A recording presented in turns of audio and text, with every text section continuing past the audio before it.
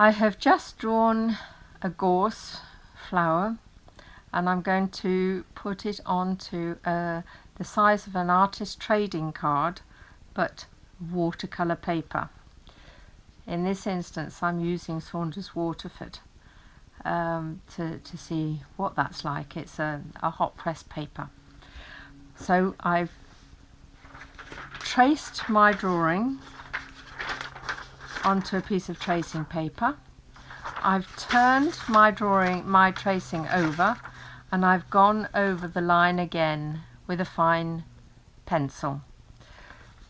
The reason I'm going to do it this way is so that I don't dent the watercolour paper. So you can use this very easily if you're using coloured pencil or watercolour. So I'm going to place this on my paper,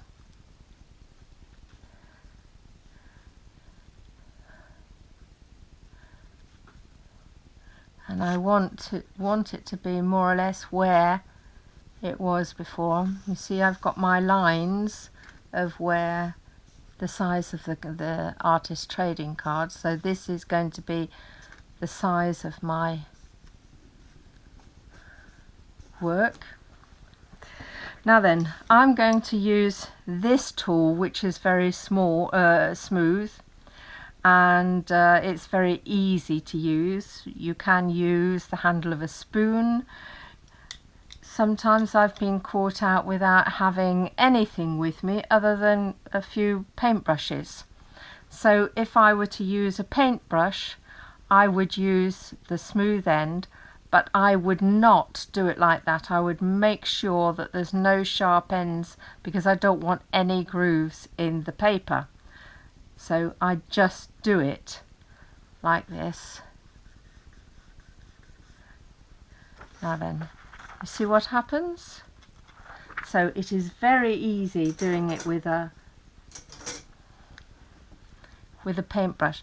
Now, one of the other benefits of doing it this way is that you can use this tracing several times over.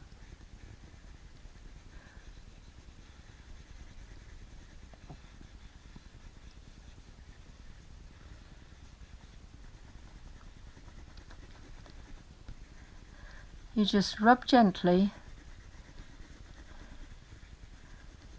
over the paper,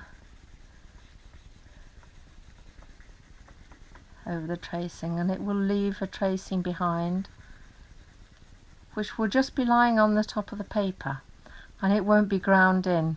Sometimes if you use a light box, you think, okay, I'm going to do it very lightly, I'm going to be light-handed, but you inevitably end up pressing, and so you get a very fine line or groove in the paper.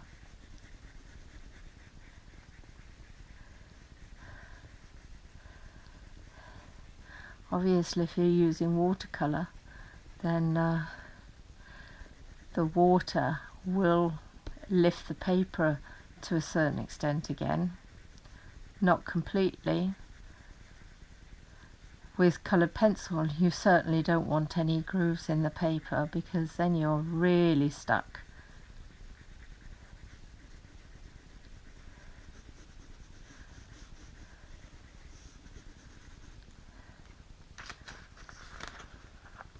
There.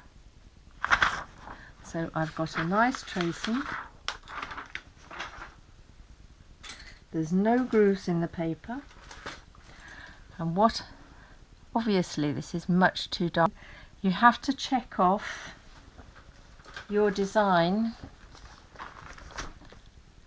against your original drawing. Have you got everything there?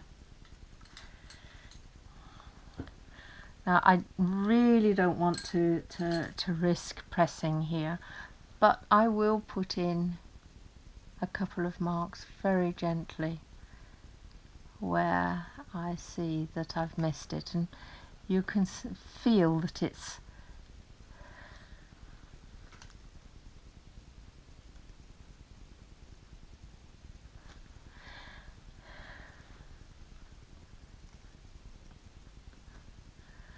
Actually, I can feel it pulling on the paper. Now then, before I start painting, before I use coloured pencil or watercolour, I need to get it light. So all I do is lift off the excess graphite, leaving a very pale outline. I hope that you can see this. No rubbing, just lifting. The reason why you do this, draw on your sketchbook and then trace it over, is so that you don't do any rubbing out on this paper at all.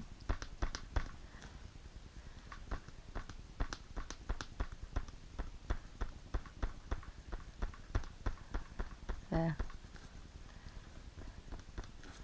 So now I've got a very pale outline. I have not got any dents in the paper, and I can start to paint. Thank you for watching this section.